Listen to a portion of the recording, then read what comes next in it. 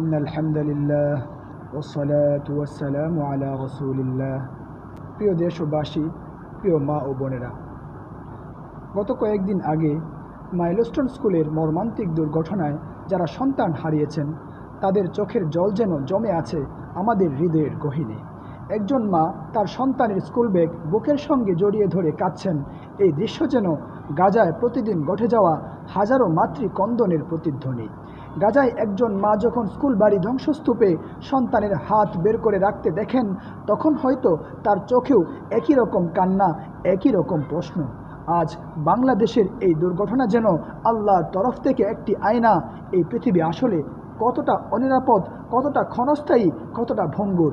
আমরা স্কুলে পাঠাই আমাদের সন্তানদেরকে সুন্দর ভবিষ্যতের আশায়, অথচ ফিরিয়ে দেওয়া হয় লাশ। তাহলে কি এই দুনিয়ায় আমাদের ভরসার জায়গা? আল্লাহ পাক রব্বুল আলামিন পবিত্র কোরআনে পরিষ্কার ভাষায় বলেছেন, ওয়ালানাবলুওয়ান্নাকুম বিশাইইম মিনাল খাউফি ওয়াল জু'i ওয়া নাকসিম মিনাল আমওয়াল ওয়াল আনফুসি ওয়াস সামারাত ওয়াবাশশিরিস সাবিরিন।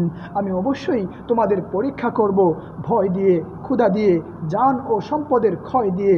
আর যারা সবর করে তাদের জন্য রয়েছে সুসংবাদ। সূরা বাকারা আয়াত নাম্বার 55। প্রিয় দেশবাসী, মা ও বোনেরা, এটা কেবল গার্ডিয়ানদের পরীক্ষা না, আমাদের পুরো জাতির একটি জাগরণের ডাক।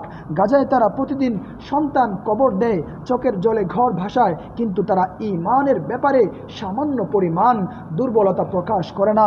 তারা এই ফয়সালাকে আল্লাহর উপর ছেড়ে দেয়। সুতরাং আমাদেরকেও এখান থেকে শিক্ষা গ্রহণ করতে হবে, আমাদেরকে আল্লাহর ফয়সালার উপর সন্তুষ্ট থাকতে হবে। প্রিয় মা ও বোনেরা, জেনে রাখুন, এই পৃথিবী কাউকে নিরাপত্তা দেয় না। সবচেয়ে উন্নত স্কুল, সবচেয়ে নিরাপদ ভবন, আধুনিক প্রযুক্তি সব ব্যর্থ। শুধু একজনেই নিরাপত্তা দিতে পারেন, তিনি হচ্ছেন আমার, আপনার, এই গোটা পৃথিবীর সৃষ্টিকর্তা আল্লাহ। যে ব্যক্তি নিজেকে তার হাতে, তার সন্তুষ্টিতে সন্তুষ্ট করে নেবে, সেই নিরাপদ থাকতে পারবে।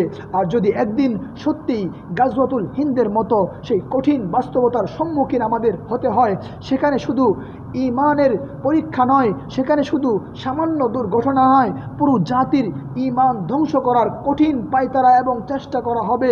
তাহলে কি আমরা এভাবে কেঁপে পড়ব, এভাবে ভেঙে পড়ব, নাকি এখন থেকেই আমাদের হৃদয়, মস্তিষ্ক, চিন্তা সব কিছুকে প্রস্তুত করব?